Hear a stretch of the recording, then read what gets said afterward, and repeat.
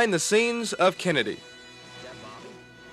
Ethel found him alone this morning, praying and weeping. I never saw so happy a kid. Foremost in the minds of those involved in the making of Kennedy was the sense of responsibility in presenting the story and characters as accurately as possible. The thing finally that it seems you need to do if you're playing a real person is to paint a portrait of them. It's not a photograph. It's not a documentary. It's a portrait. You're going for the essence, the spirit of the person. There's so much happening, so much excitement, a lot going on. Well, watch out for that. I mean, it may seem like fun, but it isn't. Look, Jack's always away. But it is fun. Yeah, I know, but there's another side to it. I have to make a home for him, or leave politics on the doorstep. No Kennedy could do that. Well, I've plans.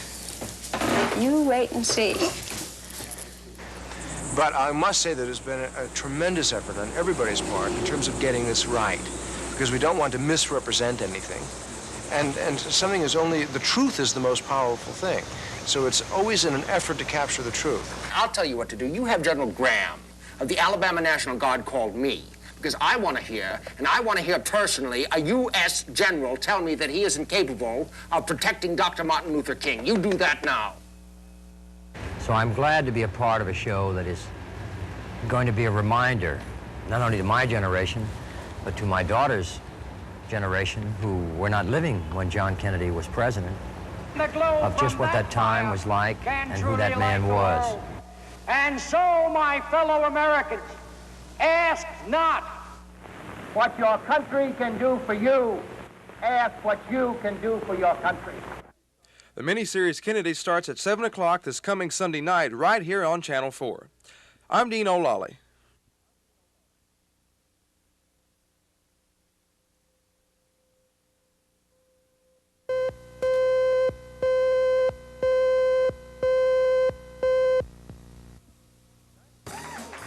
Dinah Shore is one of the most sought-after TV personalities in the country today.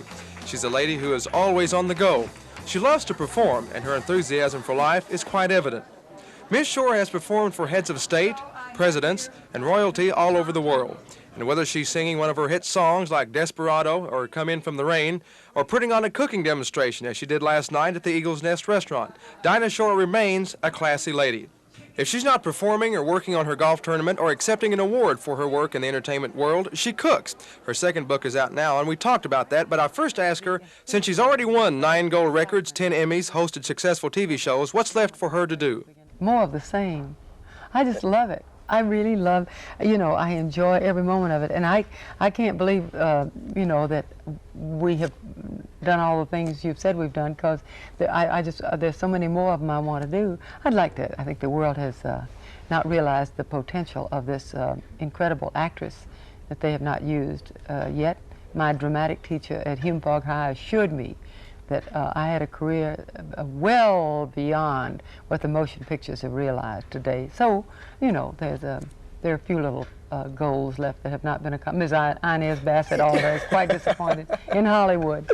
Well, I tell you, let's get into this now, because you always carry this book with you, yes. I've noticed. Why is that? Well, I was taught that very carefully by, this is what is known as, when you're on tour, when you've written a new book, you flog the book.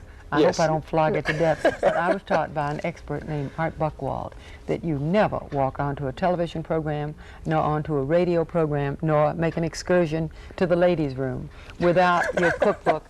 Your handy-dandy cookbook. A handy-dandy cookbook with a face for, a cover forward onto all possible viewers. I want to say once again that you will be performing for the OCU Library Society tonight at 7:30 in the Civic Center Music Hall. Yes, I will. Tickets are still available at Carson Attractions, and it has been a delight to talk with you. Thank you, Dan. And we hope that you come back to Oklahoma more often. I will. I'm going to live here.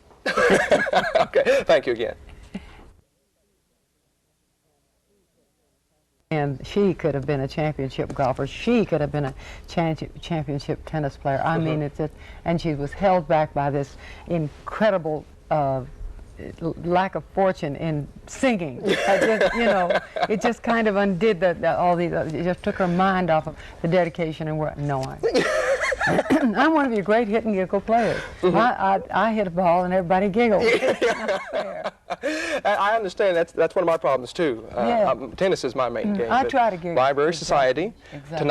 Tonight at 7:30 in the Civic Center Music Hall. Yes, I will. Tickets are still available at Carson Attractions, and it has been a delight to talk with you. Thank you, Dan. And we hope that you come back to Oklahoma more often. I will. I'm going to live here.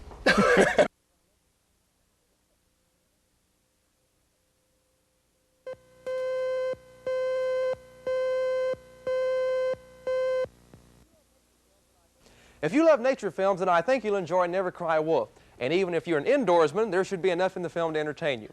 Walt Disney is trying to upgrade their image and expand their audience, and with this film, they have done just that. Charles Martin Smith stars as the young biologist sent to the Arctic to study the wolves. He is to see if they are depleting the caribou herds in the wilderness. It does take a while for this film to get off the ground, but once it does, you can't help but get wrapped up in this adventure. Smith's journey gets off to an unusual start as Brian Dennehy drops him down in the middle of nowhere, and later, talk about treading on shaky ground.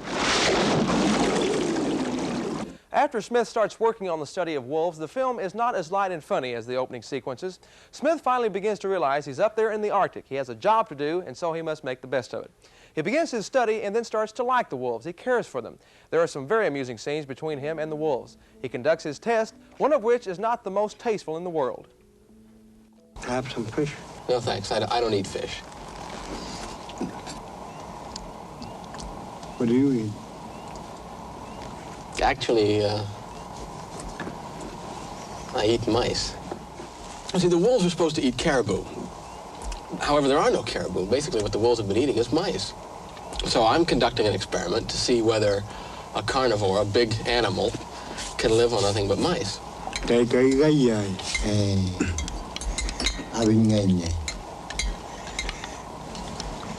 What does he say? He says, good idea. They may think it's a good idea, but I don't. Anyway, as the film progresses, we begin to feel the same with Smith because it's obvious the wolves are not to blame for the diminishing caribou herds. He ends up defending the land and nature. As it turns out, they are the true victims.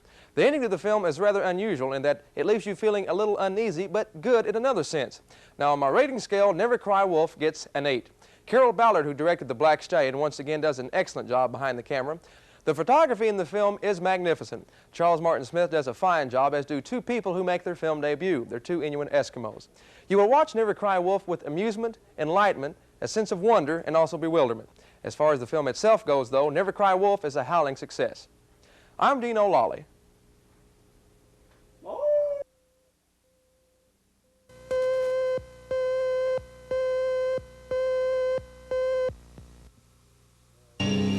Rum. Hey, look, everybody, you got a visitor. Here? Wayne Northrup has been on Days of Our Lives since November of 1981, and since his debut on the show, he has become one of the hottest stars on daytime television. He was named #1 among actors in the February 1983 issues of all three magazines, which published readers' polls. I recently asked Wayne what the reaction was when all the fan mail started rolling in. Nothing. What fan mail? Yeah, what fan mail? I got 10 letters from my mother and 3 from my sister and my grandmother, bless her heart. She wrote a couple. Were they writing different letters for different people? Well, yeah, they'd use different names. Yeah, they'd write with their right hand one time, their left hand, and they tried one with their feet, but that didn't work out too well. I got a couple of letters, yeah. The character became pretty popular in a very short period of time, which was fine with me. Mm-hmm. It certainly didn't have anything to do with my co-star on the show. I was working against her most of the time. I've gotten her where she is today. I mean, if it wasn't for you, that I mean. Well, she'll tell you that, I'm sure. You are going to interview her later. Yes. Yeah. Well, I don't need to even dwell on that anymore. I'm sure she'll elaborate more on that. Getting back to the letters, I understand. The serious side of this interview. Seriously, folks. Yes. No, I understand that some of the letters were pretty provocative, so to speak. What does your wife think of some of those that you're getting? She screens them all. She rips the return addresses off of the ones that she doesn't think I should hold on to. I do have one, though, a nurse in Boston. Mm-hmm. That if I'm ever in Boston, she has offered to give me a complete physical and to show me her mirror collection in her bedroom. Yes, there's a few of them like that Few of them like come that. in. Most of them are pretty nice and complimentary and all that kind of good stuff. How much input do you have into your character or the show itself? Probably more than they would like me to have. They're pretty receptive about ideas about the character and stuff because ain't nobody on that show knows Roman better than I do, and they're writing for 30, 35 people. So they do listen to things. If something comes out in a script or something about a storyline that's coming up, I go in and sit down and talk to them and say, I don't really agree with the way this is going. Maybe we should change it a little bit. So there's a communication link there, somewhat. They do listen. Sometimes they don't change it, but they do listen. Is there anything, I know you can't give too much away, is there anything that you can end with, the interview, to tease our audience even more about the any upcoming shows? Yeah, I'm the killer.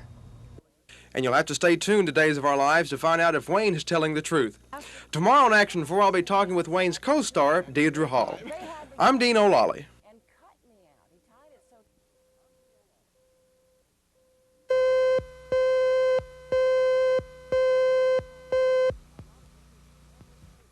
Deidre Hall has attracted a lot of attention and recognition from the media and the public. She has won several awards for her portrayal of Dr. Marlena Evans on Days of Our Lives, and she now stands at the top of many of the major daytime personality polls. When you read about some of the goings-on behind the scenes of Days of Our Lives, one thing always comes up, and that is the practical jokes that take place during the production. Deidre recently shared some of those stories, the first one being about her co-star, Wayne Northrup. Well, there was one scene that we did that when before we made love, we had separate bedrooms, and during the taping of the show, I was in my set in bed tossing and turning, and he was in my son's bed tossing and turning, and he wakes up from having an erotic dream about me, and his line was, "Gosh, I think I need a cold shower," and so I had time to jump out of bed between those two moments and run and get some water. And so, of course, he'd been asleep, so he didn't know I was standing right beside the camera. And when he sat up in bed and said, "Gosh, I need a cold shower," I just hit him with the water. But see, everybody knows that about Wayne. When Wayne hit #1 in the polls, which was, I think, just shortly after I dragged him there. In spite of you. In spite of me, I meant to say. At that point, we had a little party, because it was a pretty big event, because, you know, that was a big moment in the show. I mean, that was great, you know. And so we had a little luncheon, and we awarded him with a symbol of our appreciation of having worked with him for 2 years. And it was a revolver, where but the muzzle pointed like this, so when you shot the gun, it's coming right back in his face. Do these things interrupt the production of the show? I mean, how does the cast feel? Do they just fit right in with it? I have a feeling they probably enjoy it as much as you do, if not more. Well, they don't get it as much as I do. Like the time you tied your room, the doors together? He tied me into my dressing room, for God's sake. I couldn't get out. We were going to tape, and they were calling me on stage, and I went, because we had rather heavy doors, I went to open the door, and I thought it was just heavy, or I had my hands full, and then I heard this snickering behind the door, and half the crew and cast was standing outside my door. Having a great time. They had to get a knife and cut me out. He tied it so tightly they couldn't get it untied. We'll find out such things as will Melissa get untied from her situation on Days of Our Lives at 12:30 p.m. Monday through Friday here on Channel 4. I'm Dino Lolly.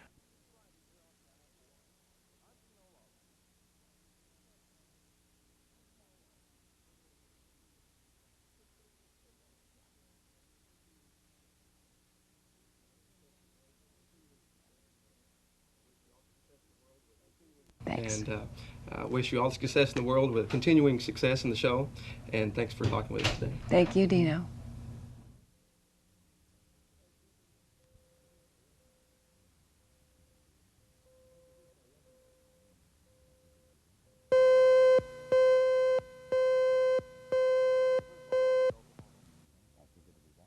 Frankie, first of all, welcome to Oklahoma. Thank you. Good to be back. Oh, you've been here before? Oh, many times, yeah. Well, I've been around for about 2 years now. No, it's been a lot of years for me, and I've been through Oklahoma City many, many times. Well, we're glad to have you back then in that case. You're a singer, a songwriter, a composer, an actor. What do you get the most pleasure from doing?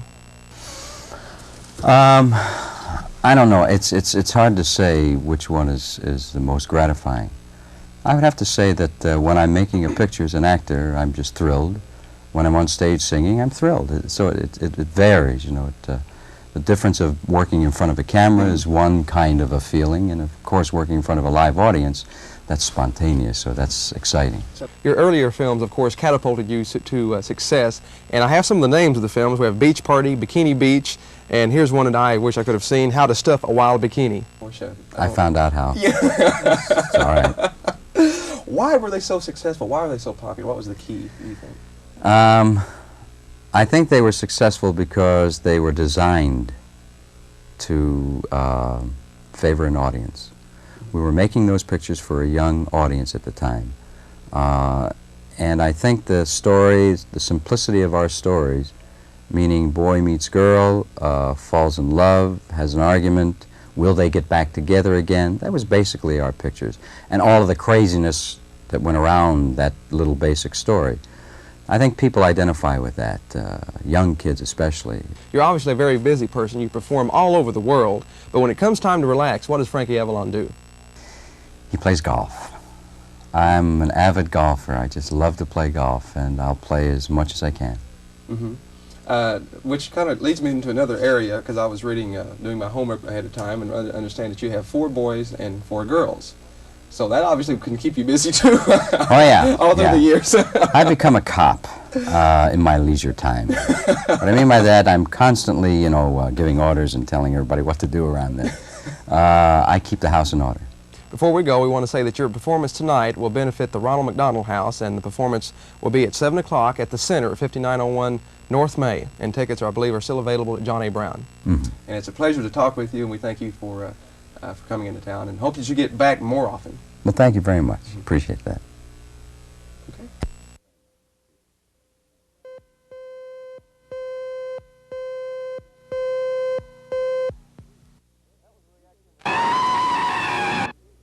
That was a reaction of a guy who just saw Amityville in 3D, and it's one of 2 movies that I'm not recommending for viewing this weekend. The other film is A Night in Heaven, but first, Amityville in 3D is solid proof that Hollywood can still try to insult our intelligence by releasing a movie like this, and it also proves that they can't take a hint. They keep grinding something right into the ground.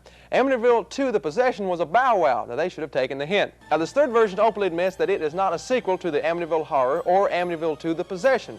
Well, that doesn't matter because the pictures got worse as they went along anyway. Amityville in 3D is rated PG, and I'm giving it a 2. A Night in Heaven may be the title of a movie, but if you have to sit through it, it's like a night in the other place. Actually, it's not that bad, but it is a major disappointment. Leslie Ann Warren stars as a frustrated teacher, and Christopher Atkins is one of her students who also happens to be a male stripper at night. They have an affair, and that's about it. Potential for a good film was there, but all we get is 85 confusing and unentertaining minutes. I'll bet. Hey, it's true, bud. A Night in Heaven is rated R, and it also gets a 2. Now, films that I can recommend you see are Terms of Endearment, it gets an 8. Running Brave is good, it gets a 6. Never Cry Wolf, The Right Stuff, Never Say Never Again, and A Christmas Story are also very good. That's it for now. I hope you have a nice weekend. I'm Dino Lolly. Okay.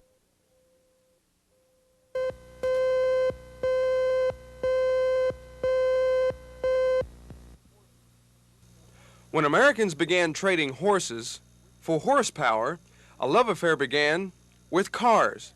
It just wasn't infatuation, it was passion. Because to Americans, a car is more than just a machine. Lived in it, got married in it, raised a family in it, drag raced in it, did everything to it. And when my dad blew it up when I went in the Army, I never forgave him. It's almost as if they're alive. To novelist Stephen King, the idea of a car that lives was too good to remain a fantasy. And now, under the supervision of director John Carpenter, that idea is becoming a reality.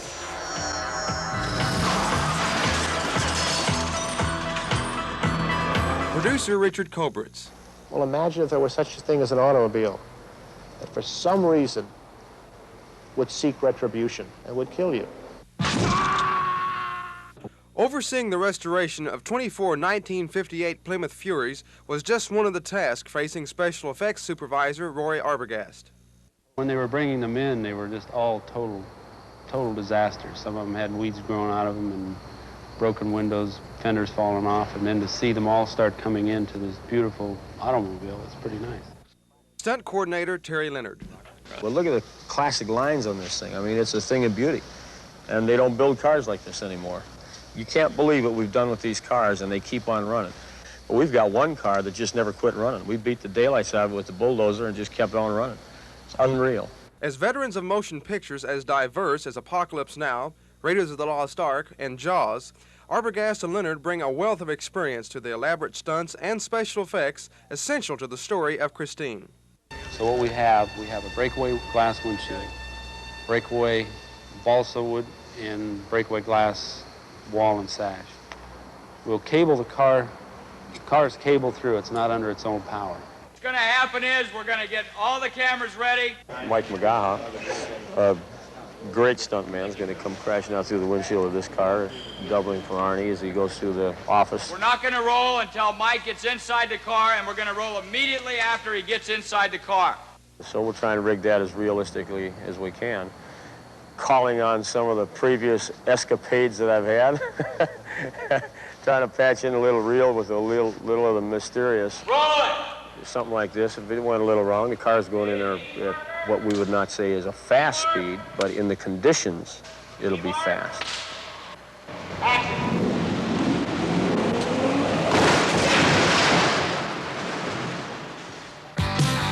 On the day I was born. The movie Christine opens 1 week from today. I'm Dino Lolly.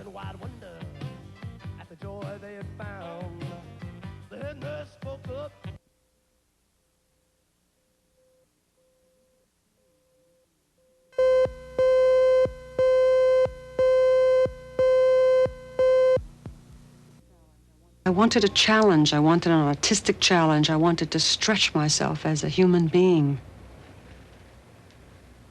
And this was the stretch. And what a stretch it was. Barbara Streisand directing a major motion picture which she also co-wrote and co-produced. Taking on all that while playing a role that essentially demanded that she play two parts in a young woman's masquerade. Set at the turn of the century, it is the story of how Yentl breaks into the closed world of men and education, and through it all comes to know herself as a woman in an unusual love story. The theme is as pertinent today as it was at the turn of the century. Barbara Streisand, already winner of 2 Academy Awards, daring also to enter the man's world of Hollywood, sharing power and responsibility for a multi-million-dollar project. My hat goes off to directors. I mean, I can't believe the enormity of the responsibility for all the choices. Let's try that. Kissing me good. On the last note of night, the wind should come really up, and this thing should blow out. If you can do it, can you? I don't know how I survived it. That's how I feel. Like, I feel proud that I survived it. I didn't think I would at certain points. It was so overwhelming, you know. Yeah. If it's not good, it's my fault. But I think that comes with, you know, getting older and realizing that life is short. You know, you must take risks. You must grow. Tomorrow on Action 4, we'll see how Barbara Streisand used her singing to bring film and music together in a way that has never been done before. I'm Dino Lolly.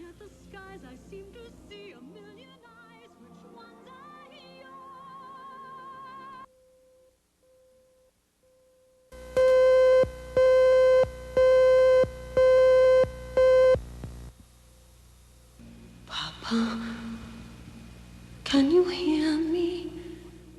Here in a London recording studio prior to the filming of Yentl, we see Barbara Streisand making movie history for her new film. Instead of music and song standing apart from the movie, Streisand is using words and music to help tell the story. Music and song in a major motion picture that is not a musical. Director, co-producer, and co-writer Barbara Streisand has made a sharp departure from tradition. Tradition in which music is either the centerpiece of a film or the supporting ingredient used to convey emotion, tone, and mood. No wonder he loves her. In Yentl, music tells a clear story of its own, revealing the innermost feelings of the main character. This inner monologue in song reveals Yentl's feelings about another woman, as Yentl masquerades as a young man at the turn of the century. Horseradish is good for you. I remember everything you taught me, every book. Streisand's innovation in movie music is supported by an extraordinary creative team, including two-time Academy Award-winning composer-arranger Michel Legrand. Another double Oscar-winning combination wrote the lyrics, Alan and Marilyn Bergman. We hear it when we write it in our head, and then she sings it, and it's so much more than it was in the head that it's terrific. They have created one of the most unique approaches to motion picture music since sound was introduced in filmmaking. Music in song, but not a musical. How I love you. Barbara Streisand had this to say about her approach to the music in Yentl. I just think it elevates the piece to something magical, something a little fairy tale. I call this a realistic fairy tale.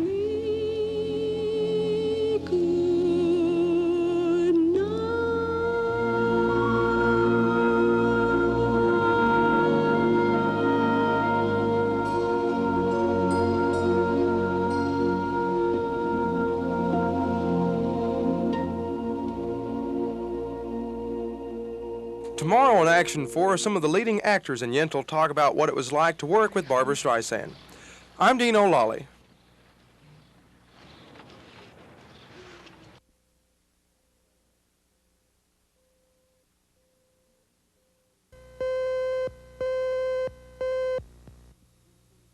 I'm aware that I do intimidate people, unfortunately. It always shocks me, too, because I always think, why are you scared of me?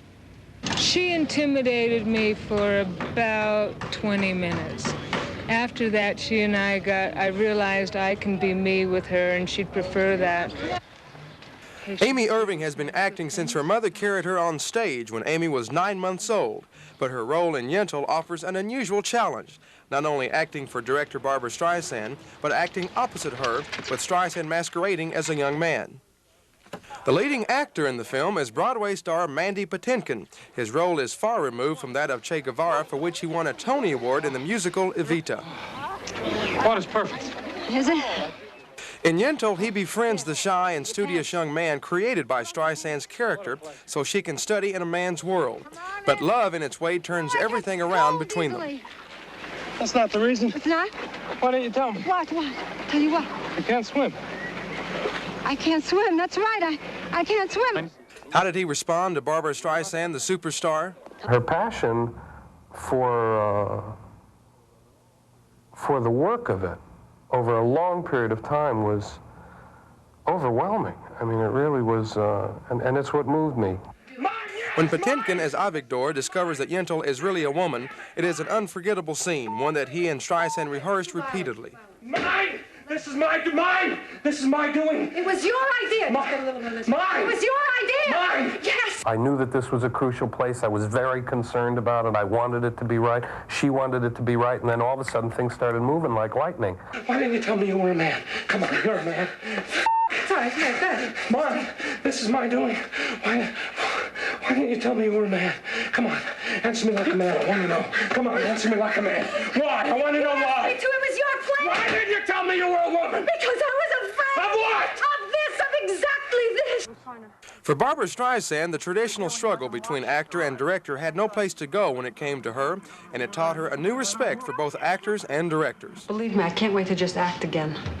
I mean, that's a lark. You get paid for having fun. This is like being in hard labor camp. There's no comparison. It's quite amazing to see her play the part at the same time she knows what you're doing, so she's playing the director. Every once in a while it's frustrating to play a scene with her, and then she'll break out and know exactly where you went wrong. Just 12 seconds of music, and then you start singing. I'll study while you're away. Never want you to be proud of me. I'm not saying it's that easy for the other actor. The other actor acting with a director is more difficult. But for me, it was great fun. Tomorrow in Action 4, Barbara Streisand talks of the good and bad times about making the movie Yentl. I'm Dino Lolly.